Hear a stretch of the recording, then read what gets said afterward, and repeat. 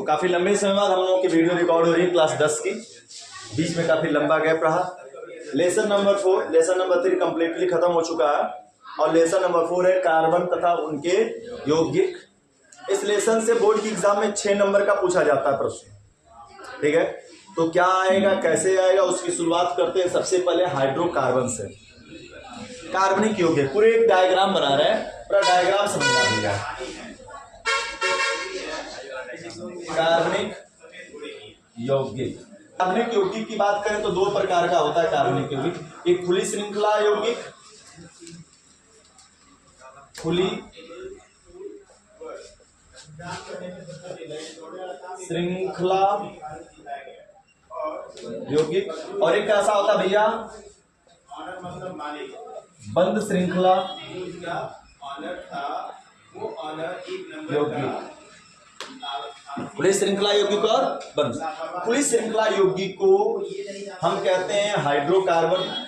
क्या कहते हैं भैया, हाइड्रोकार्बन भी कहते हैं। हालांकि हाइड्रोकार्बन यहाँ पर भी कार्बनिक यौगिक उसको भी कहते हैं, खुली श्रृंखला यौगिक हाइड्रोकार्बन। खुली श्रृंखला यौगिक हाइड्रोकार्बन, हाइड्रोकार्बन 2 प्रकार के होते हैं, एक संतृप्त हाइड्रोकार्बन और एक असंतृप्त हाइड्रोकार्बन। हाइड्रोकार्बन 2 प्रकार के मिले, एक मिला संतृप्त हाइड्रोकार्बन और दूसरा मिला असंतृप्त हाइड्रोकार्बन। संतृप्त हाइड्रोकार्बन मिलता है 2 प्रकार का,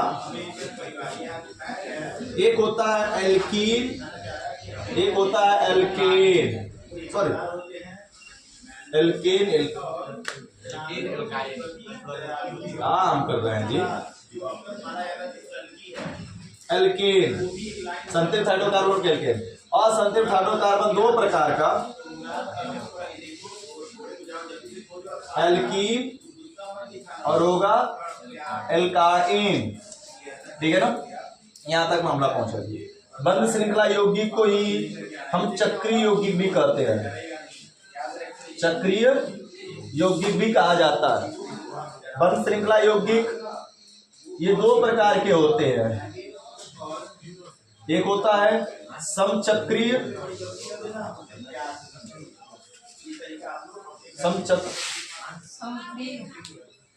समचक्रीय यौगिक और एक होता है विषम चक्रीय यौगिक। समचक्रीय यौगिक 2 प्रकार का होता है भैया, समचक्रीय यौगिक 2 प्रकार का होता है,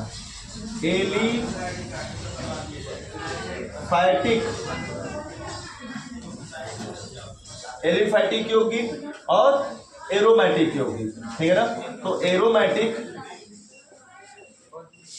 एरोमेटिक यौगिक जिसको कहते हैं और दूसरे को कहते हैं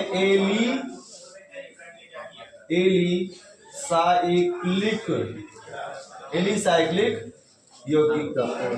यहां पर यह जो हाइड्रोकार्बन है, हाइड्रोकार्बन को ही, खुली श्रृंखला हाइड्रोकार्बन को ही हम एलिफैटिक यौगिक के भी नाम से जानते हैं। किस नाम से जानते हैं भैया, एलिफैटिक यौगिक। यहां पर लिख देते हैं एलिफैटिक यौगिक के भी नाम से जानते हैं। खुली श्रृंखला यौगिक या एलिफैटिक यौगिक, ठीक है। अब यहाँ पर एरोमेटिक एलिसाइक्लिक हो गया, काम खत्म। इतना पूरा एक डायग्राम है चक्रीय यौगिकों का, हाइड्रोकार्बन का अपना। चलो पूरा विस्तार से समझाते हैं एक बार फिर से। हम लोगों का लेसन नंबर 4 स्टार्ट हुआ है, कार्बन एवं उनके यौगिक। सबसे पहली बात इसमें मेन है जानना हमें कि कार्बनिक यौगिक क्या है। हम कहेंगे वे यौगिक जो कार्बन परमाणुओं से मिलकर क्या होते हैं, बने होते हैं, उन्हें क्या कहते हैं, कार्बनिक यौगिक कहते हैं। यह कार्बनिक यौगिक 2 प्रकार के हो सकते हैं, एक खुली श्रृंखला और एक बंद श्रृंखला यौगिक। खुली श्रृंखला का मतलब जिसमें कार्बन परमाणु की श्रृंखला कैसी हो, खुली हुई, ओपन। जैसे हाथ हमारा खुला हुआ है, इसको खुला कहेंगे ना, तो वैसे ही कार्बन परमाणु की खुली श्रृंखला मिल दे तो उसे खुली श्रृंखला यौगिक कहते हैं। और खुली श्रृंखला यौगिक को भी हम कौन सा यौगिक कहते हैं, एलिफैटिक यौगिक भी कहते हैं। एलिफैटिक का मतलब वही बात है भैया जिसमें कार्बन परमाणुओं के बीच कोई भी बंद श्रृंखला न पाई जाए, खुली श्रृंखला यौगिक। हाइड्रोकार्बन, इसी को हाइड्रोकार्बन आगे कहा गया। हाइड्रोकार्बन किसे कहते हैं, नींद लग रही भैया बड़ी तबड़ी से ना, बताओ आज फ्री फायर खेलोगे तो नीट क्लास में आएगी ना।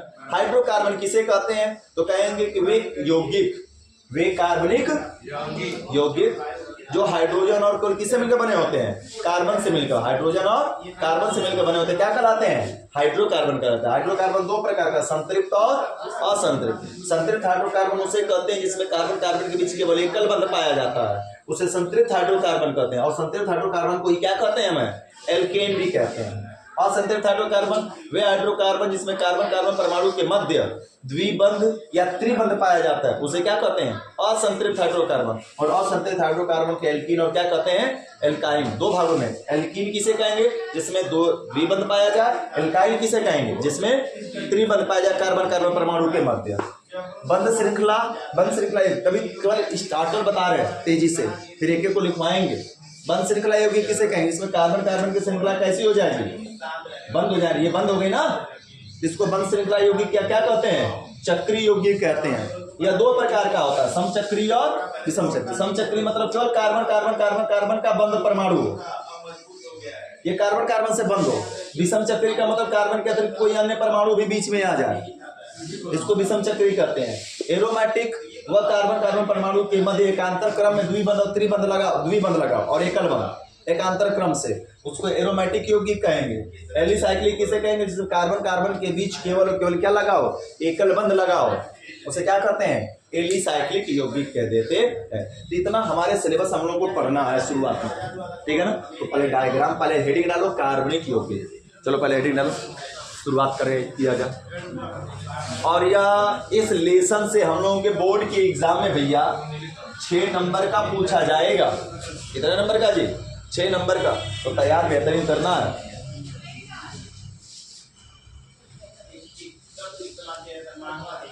चलो कार्बनिक यौगिक हेडिंग हो गया, बोले देखो देखो, वे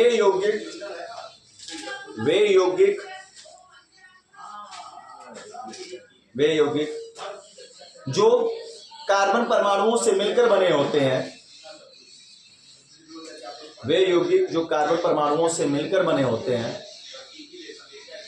उसे कार्बनिक यौगिक कहते हैं। वे यौगिक जो कार्बन परमाणुओं से मिलकर बने होते हैं उसे क्या कहते हैं। और जानते हो इसकी पुरानी परिभाषा, इसकी पुरानी परिभाषा भी बता दें, सुन लो जी, पुरानी परिभाषा भी सुन लो।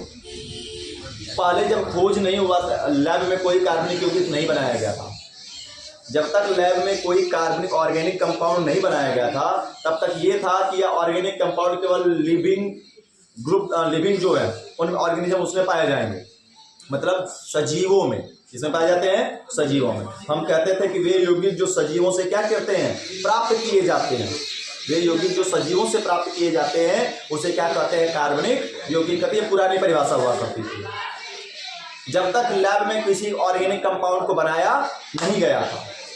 ये बनाया था हमारे जैसे ब्लड में हीमोग्लोबिन कार्बनिक यौगिक है, ग्लूकोज पाया जाता भैया सजीवों से ही पाया जाता है, पेड़ पौधों से पाया ही जाता है, वो कार्बनिक यौगिक है, ठीक है ना। प्रोटीन्स, विटामिन, फैट, ये सारी चीज कुछ चीजें जो ऑर्गेनिक कंपाउंड था, ये सबसे पहले कहाँ पाया गया था भैया, सजीवों में पाया गया था। तो इसलिए इसकी पुरानी परिभाषा हुआ करती थी कि वे यौगिक जिन्हें सजीवों से क्या कहता है, प्राप्त किया जाता है, उन्हें क्या कहते हैं, कार्बनिक यौगिक कहते हैं। लेकिन यह परिभाषा बदलनी पड़ी कब, जब पहला ऑर्गेनिक कंपाउंड लैब में बनाया गया।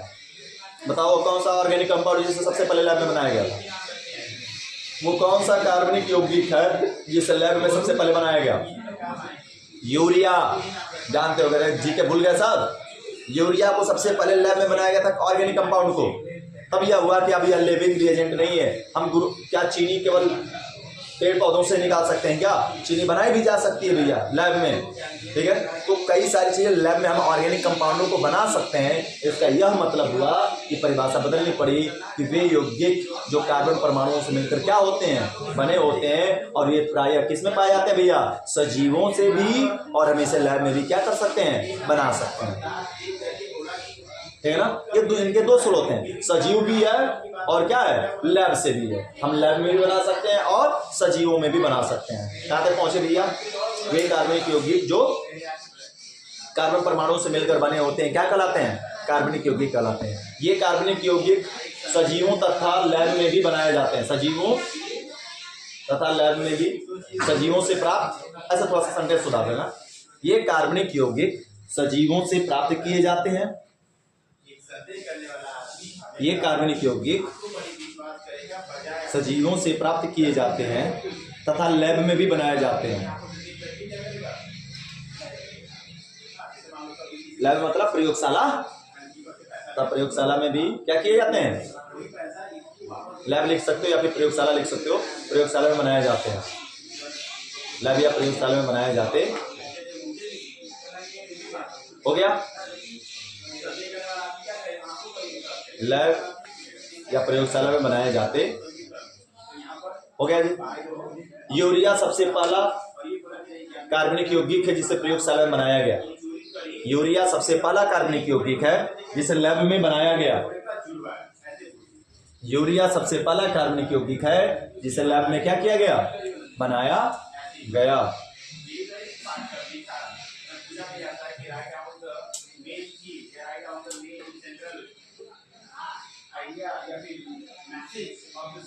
हो गया भैया। कार्बनिक यौगिक दो प्रकार के होते हैं।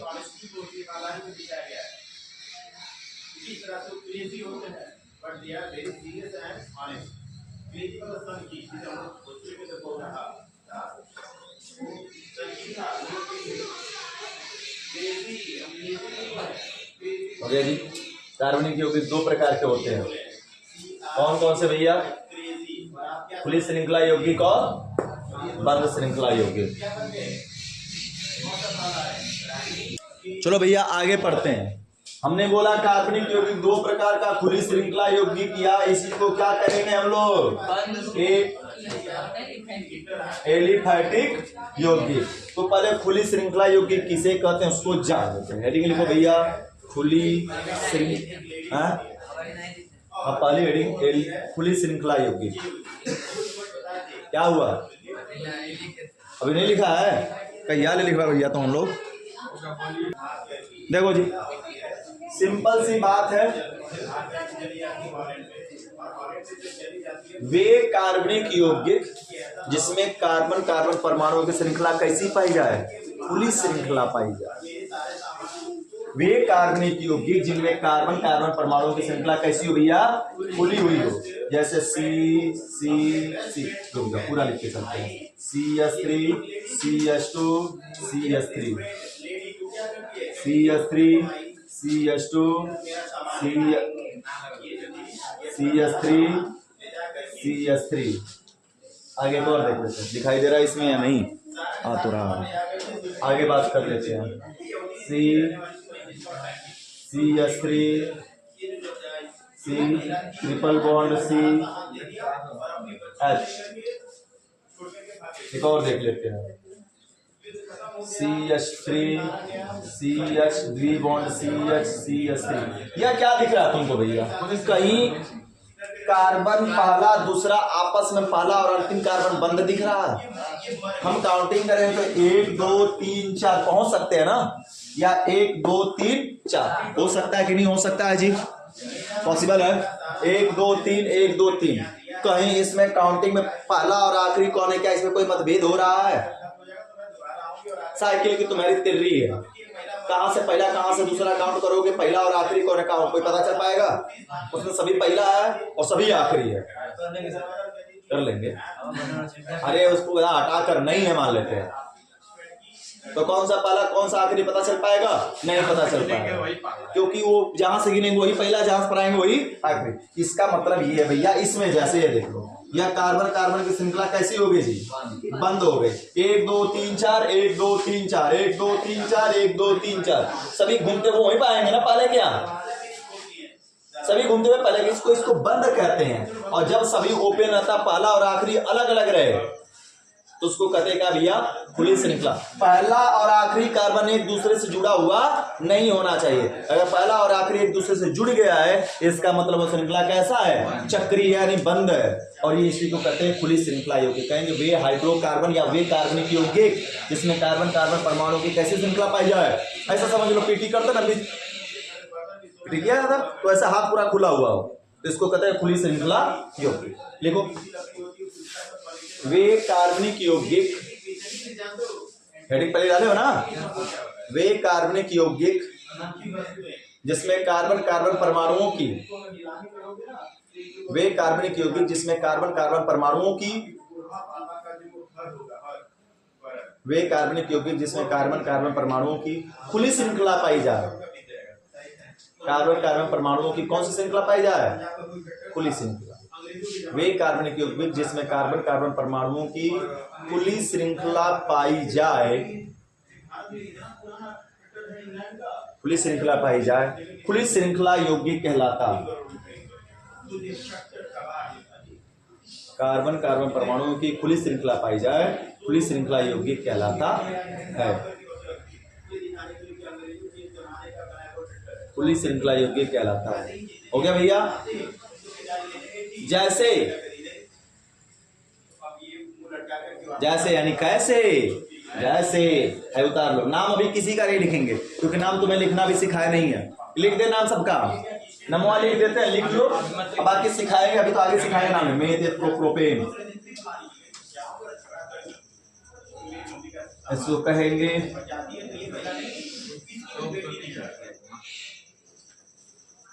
आइसो ब्यूटेन, प्रोपाइन,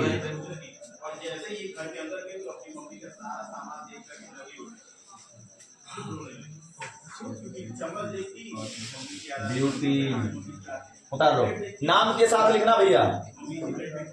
नाम कैसे लिखा गया? वी डोंट डोलाइन, IUPAC नाम लिखना सिखा रहे हैं भैया आगे। Propane, propane. अगर एलिफैटिक कहा गया तो इसकी तो कुछ अलग बात होगी। तो एलिफैटिक की परिभाषा क्या होगी? एलिफैटिक यौगिक किसे कहेंगे? तो खुली श्रृंखला को एलिफैटिक कहते हैं। लेकिन एलिफैटिक को देखकर ये पहचाने कि खुली श्रृंखला या एलिफैटिक है।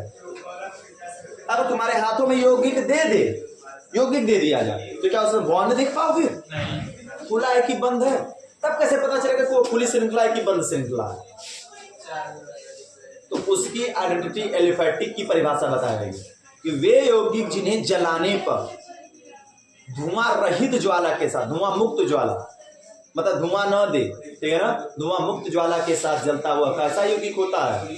खुली श्रृंखला यौगिक होता है। मतलब सही, जो गैस सिलेंडर में जो गैस भरी गई है वो खुली श्रृंखला यौगिक है। और जो प्लास्टिक हम जलाते हैं, थर्माकोल जलाते हैं, काला काला धुआं निकलता है ना, तो इसका मतलब उसमें कैसा यौगिक पाया जाएगा? बंद श्रृंखला यौगिक। पेट्रोल जलाते हैं, पेट्रोल में काला काला रेशा निकलता है कि नहीं निकलता? यानी कि उसमें बंद श्रृंखला यौगिक है। और ऐसा CNG जलाओ कोई धुआं नहीं फेंकेगा, LPG जलाओ कोई धुआं नहीं फेंकेगा, लेकिन पेट्रोल जलाओ धुआं काला काला निकलेगा। यानी कि पेट्रोल बंद श्रृंखला है जिसको कहते हैं एरोमेटिक, और जो खुली श्रृंखला होगी जिसको जलाएंगे बिना धुआं के साथ जलेगा, या तो फिर कैसा धुआं देगा? सफेद धुआं देगा। या तो बिना धुआं या सफेद धुआं के साथ जलेगा, उसे क्या कहते हैं? एलिफैटिक। और भैया सबसे इतनी सी बस गुजारिश है कि इस लेसन को मन से पढ़ना, गैप एक भी दिन मत करना। यह लेसन काफी इंपॉर्टेंट है आगे के लिए भी और क्लास 10 के लिए भी है। ठीक है, तो कल बाकी बात करते हैं हम लोग।